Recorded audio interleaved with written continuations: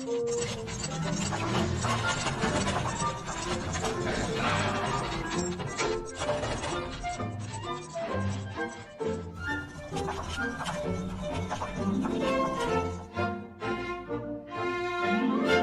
all you beautiful freaks and mutants out there, and welcome to TV Oddities, the show where I take a look at weird, bizarre, and obscure television shows.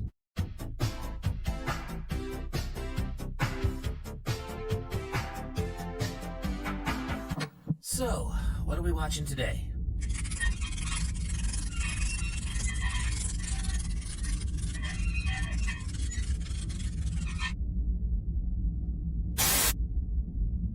Gerhard Reinke's Wonderlust was a mockumentary travelogue on Comedy Central back in 2003. The show was created by comedy writers Josh Gardner and Tom Stern. 6 episodes were produced by Jimmy Kimmel's Jack Hole Productions. Alright, let's take a look. This week on Wanderlust, come join me on a personal journey through a land of mystery and intrigue. Baja California. Although aired last, this episode was actually created as a pilot to pitch the show to the network. And with that being the case, this will also be the first episode we'll be taking a look at. So Gerhard begins by hitchhiking through Baja, going snorkeling in Conception Bay, and then it's off to the market for a bit of shopping. The savvy traveler learns to distinguish between the chintzy junk and the genuine masterpiece. So as Gerhard haggles with the local children, we meet he who cannot be haggled.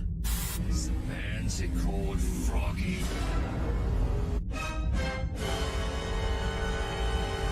Gerhard loves the foam rubber iguanas, but he simply can't justify spending $2 whole on one. You're killing me! This is madness! I cannot! I don't think a $2 piece of foam will emotionally affect Gerhard that much. I wish it was possible to shrug off this man's casual cruelty. I wish it was. I really do.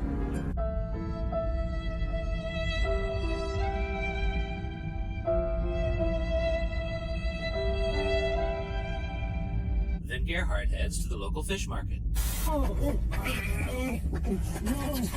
As Gerhard proceeds to expel his lunch all over the wall, we get our first fun fact, which I will replicate for you here.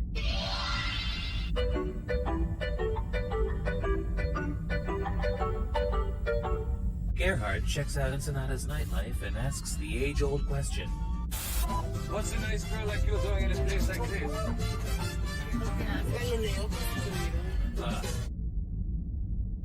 Lovely. Then Gerhard plays a game called Tocas Electricas, which if you don't know, means touching electricity, or electric shock. The player's social status rises with the number of votes, puts into his or her cash. Wow, what a fun game. Mas.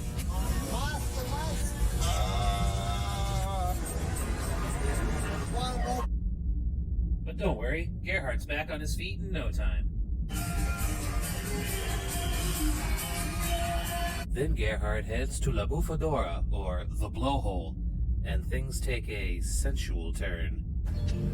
The surf lapped rhythmically against the glistening fissure as we awaited the next brinier mission from the Blowhole.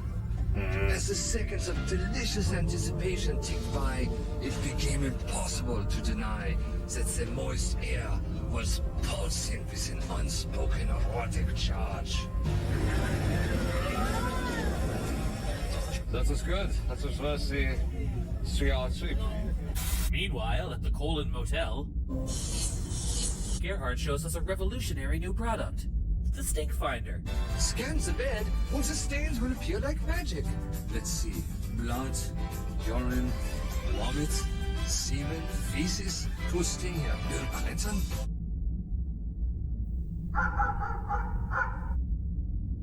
We get another history lesson from Gerhard, but I think he's got something else on his mind. There are still those who cannot see past their petty refusal to strike a reasonable bargain and whose short-sighted greed, avarice, and lack of fair play prevent a transaction that would be fruitful for both parties. Next, we meet a man who pretends to eat hot chili peppers. As convincing as his pepper-eating act was, it was nothing compared to the bombshell he dropped next.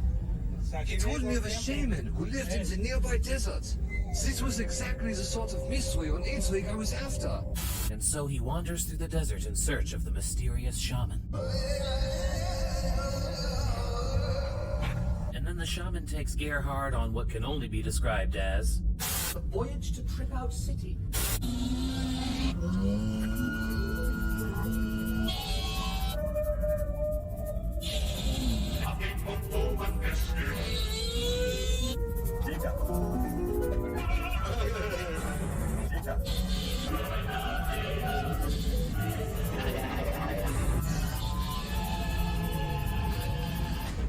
Don't go away. Gerhard Reinke's Wanderlust will be right back.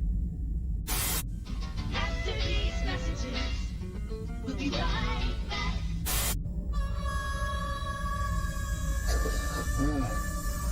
The next day I awoke in the blistering heat. The shaman was long gone, and so was my kidney. alone, lost, and down a kidney. Gerhard roams the desert in search of water.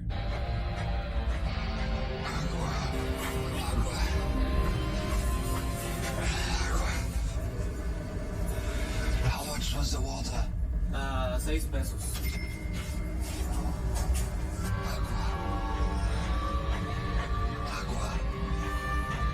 Luckily, Gerhard stumbles upon this totally legit physician. Yes, my friend. You were the victim of organ bandits, but after they opened you up, something must have spooked them. For they ran off without taking your kidney after all. It's no big deal. It happens all the time.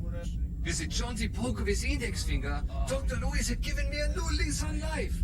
I knew exactly what I had to do. So Gerhard returns to Ensenada to fulfill his episode-long dream.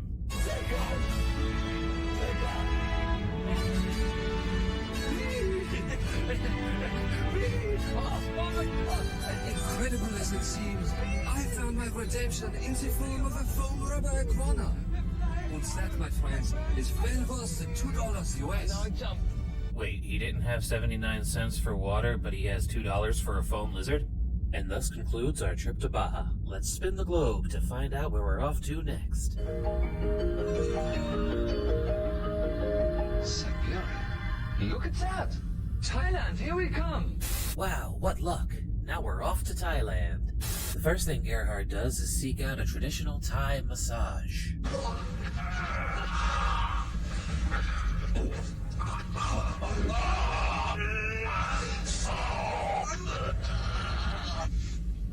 I feel like $1 million baht, which is about $17 US. Then Gerhard checks out Thailand's stand-up comedy scene. He even gets to tell a joke of his own. What time is it? When an elephant sits on your tuk-tuk. It's time to get a new tuk-tuk.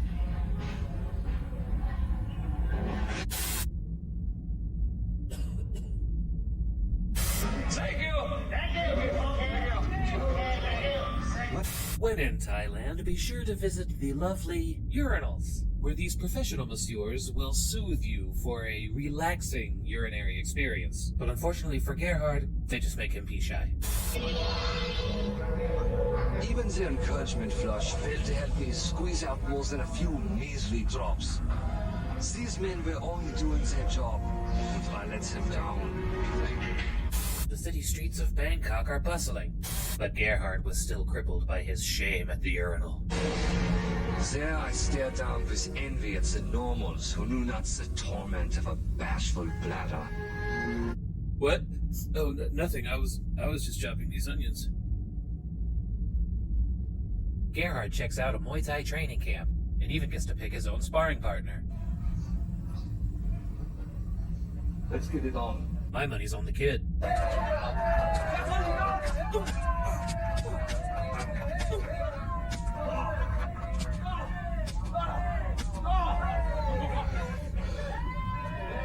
That's when Gerhard spots his opportunity.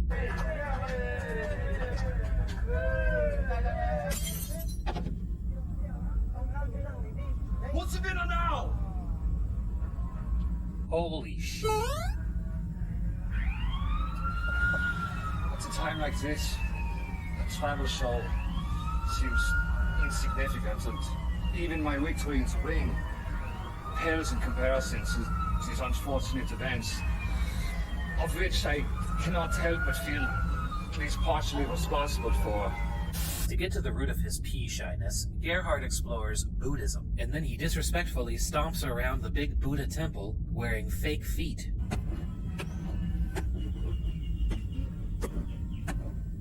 Remember, you are an outsider here. Be sure to tread lightly.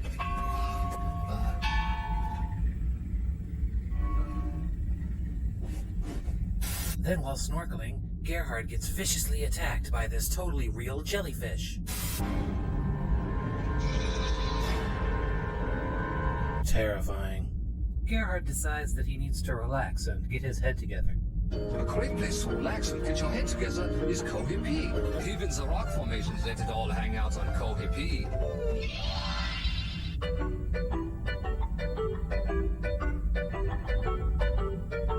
Am I gonna have to censor the rocks? Gerhard steps on a sea urchin.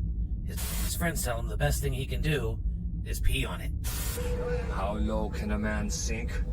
How about not being able to urinate on your own foot and having this guy have to do it for you? Next, Gerhard attends the monthly full moon party. Full moon number 1. Maybe it was a throbbing, incessant techno beat. Maybe it was a glow sticks or temporary tattoos. But something inside me clicked. And as the first rays of light hits the beach, I waded into the lukewarm ocean. And in front of literally thousands of onlookers, my proud and newly emboldened pee-hole let loose a gushing torrent of liquid triumph.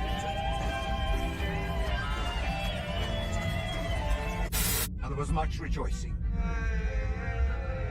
And with that, it is now time for us to leave Thailand. Next stop on the list, Ireland. Ow! Now watch what I'm running! Gerhard tells us how St. Patrick banished all snakes from Ireland. Get out! Get out! We don't want your type here. Get out! Get out! We don't want your type here. I don't want to see your face round here anymore. Stay out! I'm sure that's exactly how it happened. Then, Gerhard checks out Dublin's Writers' Museum and gets inspired to write a novel of his own. Chapter 1. The lonely traveler glanced over at his freckled bosomed lover. Her eyes were unfocused, and her tongue lolled out over her quivering lower lid. Gerhard then explores the massive 35-acre Guinness brewery. You can really appreciate what the Wonderlust job of. Now let's go inside for a free pint. Now that's the stuff. Inside, Gerhard meets lots of great people, from underage drinkers to the world's second tallest twins.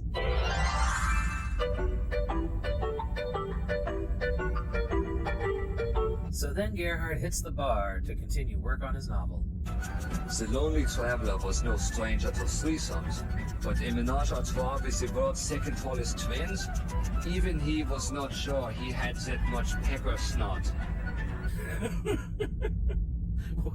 Wait, what? Do you want a free pint in the house? Sure. Alright. Next, Gerhard's off to kiss the Blarney Stone, but he comes away with something more. Herpes, simplex 1. But it's nothing that a healing trip to Barbados can't cure. The 2 weeks I spent in Barbados was a highlight of my trip to Ireland. Now in remission, Gerhard heads back to Ireland and makes a new friend. Hey, how you doing?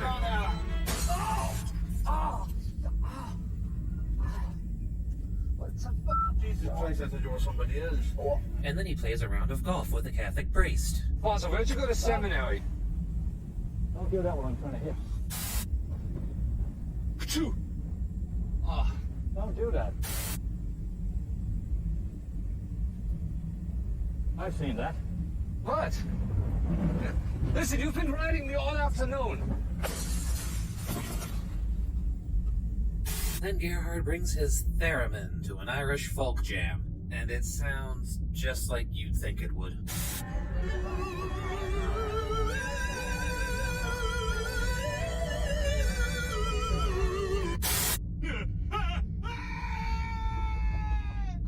And it's off to Dingle, known for its stunning views. Its famous berries, Ugh. I smell it. And Funny, it's a dingle dolphin! He called his manhood the dingle dolphin, not for its size, but for its odd shape and dorsal blowhole.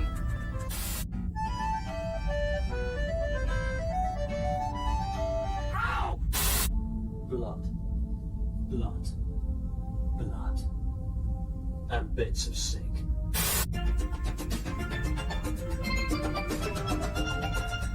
Back in Ireland, Gerhard suffers a severe case of writer's block. It's been about 24 days now, and he owes me 400 euros. Oh, it's a miracle. And then, after his miraculous recovery, Gerhard returns for some unfinished business.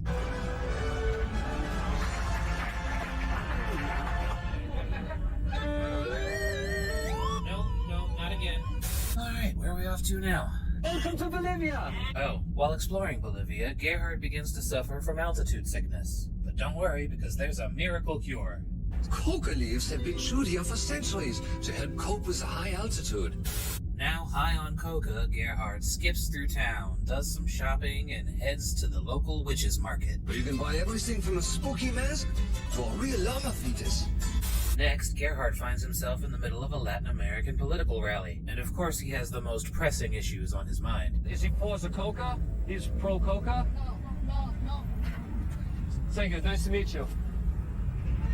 Speaking of coca, my pouch was getting light. And it was getting late.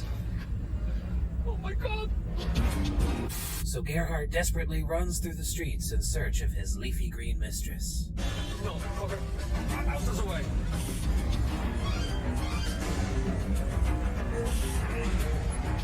Where are you?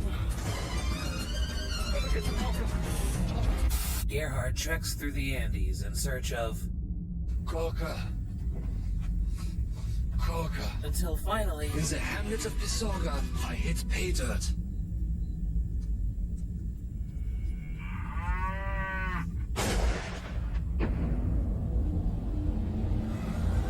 Don't go away, Wanderlust will be right back. We'll return after these messages. Where are we going? What did I do? And so Gerhard gets kidnapped by a Marxist guerrilla group.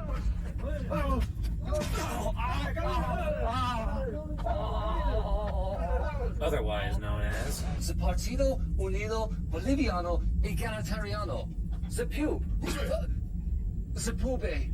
Apparently they let him keep his camera in his shed or whatever. And so he goes at it confessional style. I'm being held captive like a chained pig by a group of common thugs. But then Gerhard's opinion of the Pube seems to shift. Maybe I was a little hasty in my judgment of the PUBE.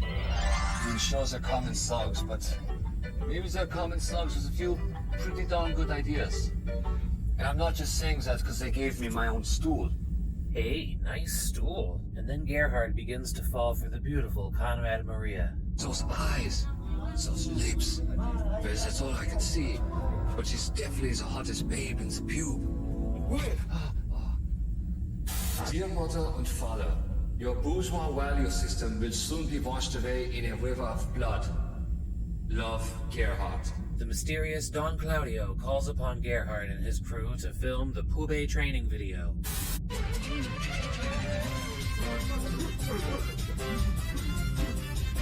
Then Gerhard and the guys brainstorm titles. So, what do you got? Viva la revolution! Viva la revolution, not too cliche. Next. Uber training video. Best. Then comes time for the fabulous premiere.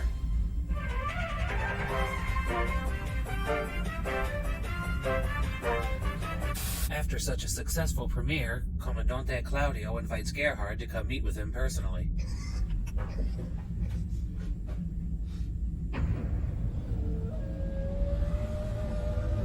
Zeg Singed?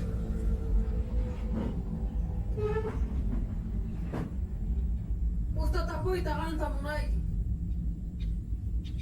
Who? Scooby-Doo. Yes? He's a cartoon character. He's not real.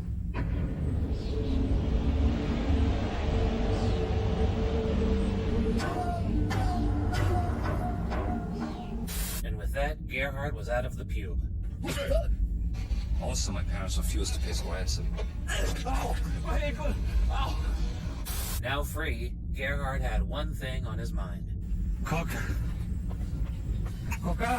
Gerhard tries many things to cure his insatiable thirst for coca. Including ringing a bell, putting things on my head, and squirting beer.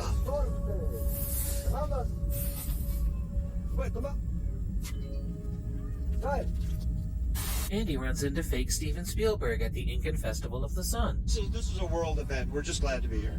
Then Gerhard finds a bag of coca conveniently lying on a rock in front of him. Will Gerhard succumb to temptation? Will he run amok on coca once more? Is this bit getting tired already? The answers to those questions and more are coming. Now, no, and yes. And then we're off to sunny California. My journey would start in Los Angeles, the state capital. No, it isn't. Gerhard enjoys a nice picnic on the beach. Hey, you! Oh, Steven Spielberg! Hey, it's fake Steven Spielberg from the last episode. Off the beach. Get off the beach. Get off the beach. Get off the beach. Oh! Hey, you two, get the Steven. What would E.T. think?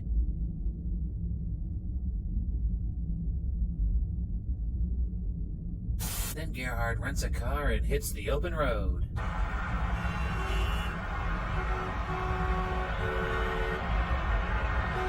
He also decides to adopt a travel companion for the week. A secret keeper. I named her Seppel, which is German for Lionheart. No, it isn't. At the soup kitchen, Gerhard meets a friendly young woman and then joins her band of peaceful hippies. Rouge. Pinhead. Illinois. Yagwa.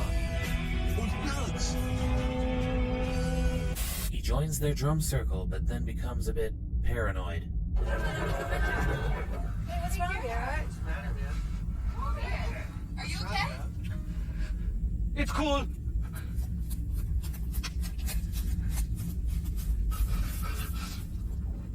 And then Gerhard goes on a quest to find Bigfoot, and he gets a little help from some experts.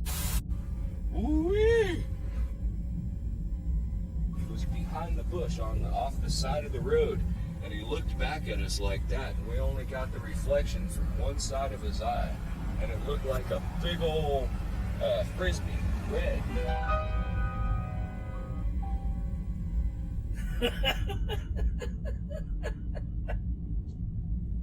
Later that night, after Gerhard has set up camp, he hears the sounds of the great beast.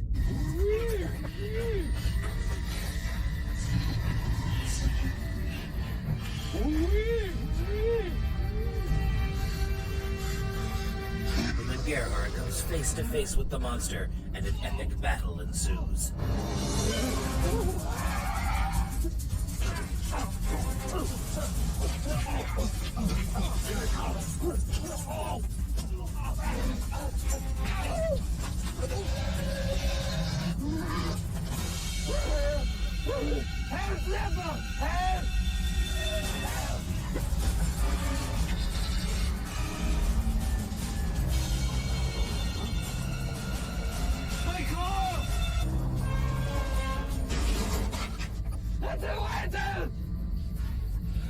What the hell are you? Now let's see who you really are. Like it's Steven Spielberg, the guy who directs movies about recently deceased aliens. Good one, Shaggy. And with his final breath, he tells Gerhard one last thing. Get off my age. And thus my long, strange California trip came to an end. But what happened to poor Zeppel? I gave her to Nugs.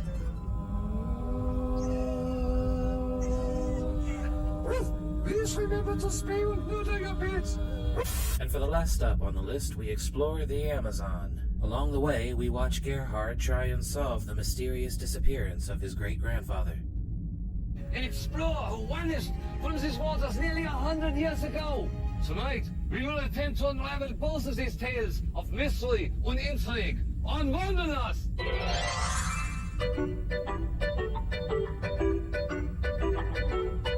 Then we get a little background on great-grandfather Helmut. On his previous trips, he had discovered jungle botanicals, from which he successfully marketed the first non-spurious cream. Helmut Reinke is indisputably the granddaddy of all non-spurious. I emphasize non-spurious. Neville Hyde White discovered a spurious cream on an expedition to Africa 10 years earlier. Further down the Amazon, Gerhard visits a wildlife preserve called Jurassic Park. Here we meet a backflipping sloth,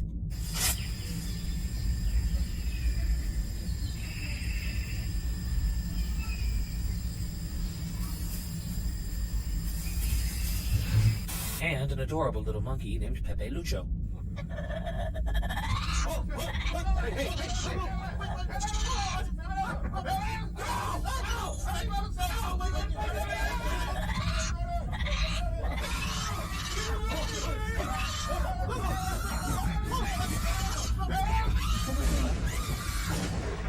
my God, they shot it! Pepe Lucho, ¿por qué? Luis, what is the most dangerous animal out here? It's the caiman. No. It's man himself. No, it's the caiman. It's true that the bushmasters are much more afraid of people than people are afraid of the snakes. No, they're not. They're not afraid. Oh. But then we came across the largest snake of them all, the mighty anaconda. He's extremely agitated right now. Yeah, he looks super agitated. Retracing his great-grandfather's footsteps, Gerhard visits the Yagwa tribe.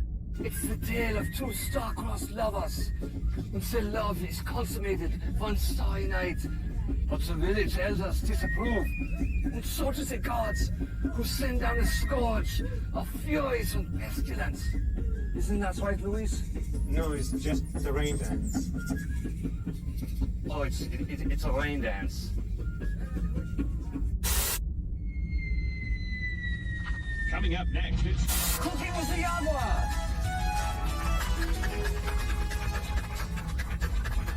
So today the chef is preparing grubs with a manioc glaze. Now the grubs are a fatty food. I love them, but they don't love me. They go straight to the hips. The ladies know what I'm talking about. But remember to always be careful when you're cooking over an open fire, especially when you're wearing a grass skirt. Hey, this looks like some good grub. Okay, here's a moment of truth. But just then, Pepe Lucho returns for revenge.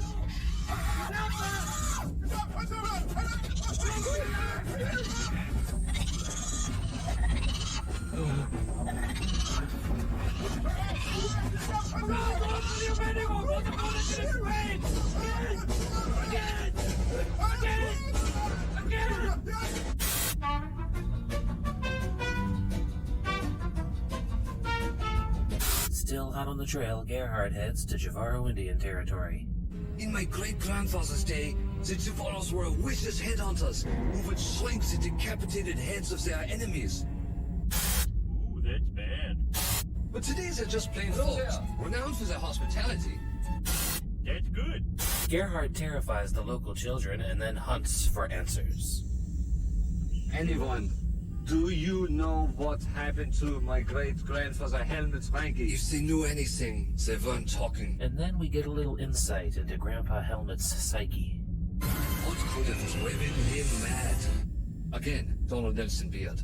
I don't know. Continuing on down the Amazon, Gerhard begins to question his own sanity. Am I crazy or does this Sprite taste more like 7-Up? It's very troubling. But then Gerhard remembers a hidden clue back at the village. That's a clue? It's a blatant clue, isn't it? It is there in the Javaro village that Gerhard solves the mystery of his missing grandfather. Oh my God. Now all that's left for Gerhard to do is make a daring escape.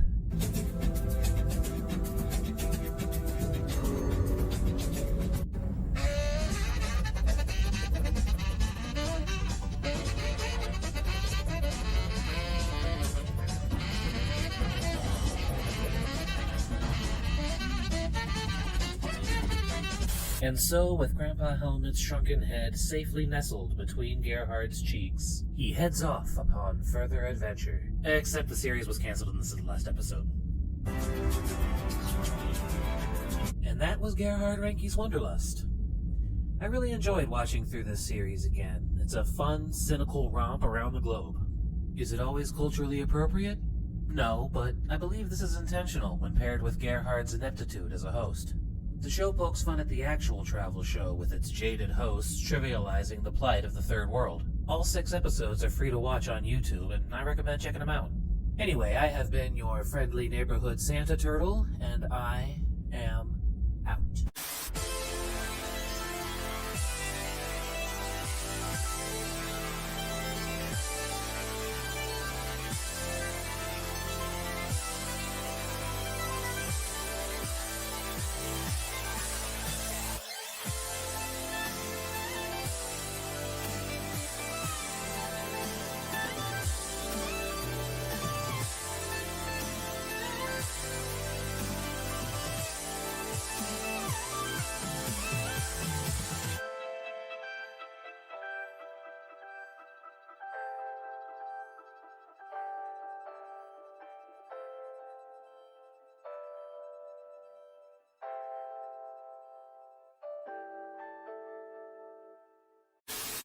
Coca. Coca!